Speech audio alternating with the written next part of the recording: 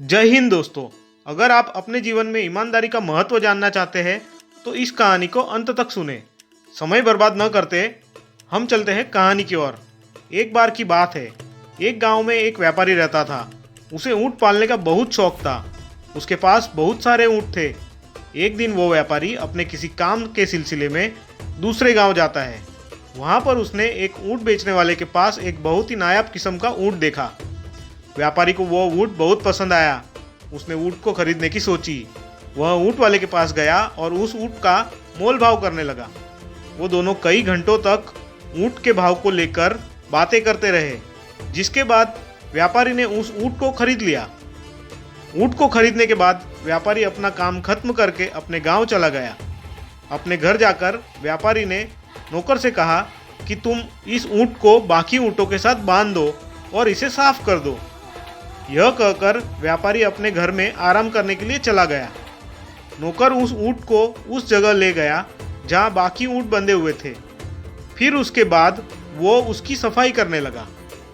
ऊँट की सफाई करते समय ऊँट की सीट के नीचे एक थैली मिली।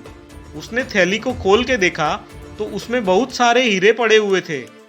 उन हीरों को देखकर वह नौकर बहुत हैरान हो गया। उसने सोचा ये हीरे उसके मालिक के हैं। तो वो व्यापारी के पास गया और उसको वो थैली दिखाई। नौकर ने मालिक से पूछा कि क्या ये हीरे की थैली आपकी है? ये ऊँट की सीट के नीचे पड़ी हुई थी। तो व्यापारी बहुत हैरान हो गया और उसने कहा, कौन सी थैली? ये मेरी थैली नहीं है। फिर व्यापारी ने थोड़ा सोचा और कहा कि शायद यह थैली उस ऊँट वाले की होगी जो गलती से आ गई है। हमें ये थैली उसे वापस करनी होगी। अपने मालिक की ये बात सुनकर नौकर सोचने लगा कि उसका मालिक कितना बेवकूफ़ है, हीरो की थैली वापस करने की बात कर रहा है। नौकर ने उस व्यापारी से कहा, मुझे नहीं लगता इसे वापस करने की कोई ज़रूरत है। वैसे भी किसी को क्या पता चलेगा। अपने नौकर की बात सुनकर व्यापारी ने कहा कि नहीं, मैंने सिर्फ ऊँट खरीदा है, मेरा इन हीरो पर कोई हक नहीं है, मैं इसे वापस कर दूंगा। इतना कहकर व्यापारी ने वो थैली ली और उसे वापस करने के लिए चल पड़ा। वो सीधा उस ऊँट वाले के पास गया और जाते ही उसे उसकी थैली लौटा दी। अपनी हीरो की थैली वापस पाकर ऊँट वाला बहुत खुश हुआ। उसने कहा कि मैं इसके बारे में भूल ही गया था कि मैंने ये थैली ऊँट की सीट के नीचे रखी हुई है। आपका बहुत शुक्रिया कि आपने मुझे यह वापस कर दी। मैं आपको इसके लिए इनाम देना चाहता हूँ। आप इनमें से कोई भी 2 हीरे रख सकते हैं। ऊँट वाले की यह बात सुनकर व्यापारी ने इसकी कोई ज़रूरत नहीं है ऐसा कहा। मैंने पहले ही इस थैली में से 2 सबसे कीमती हीरे अपने पास रख लिए हैं।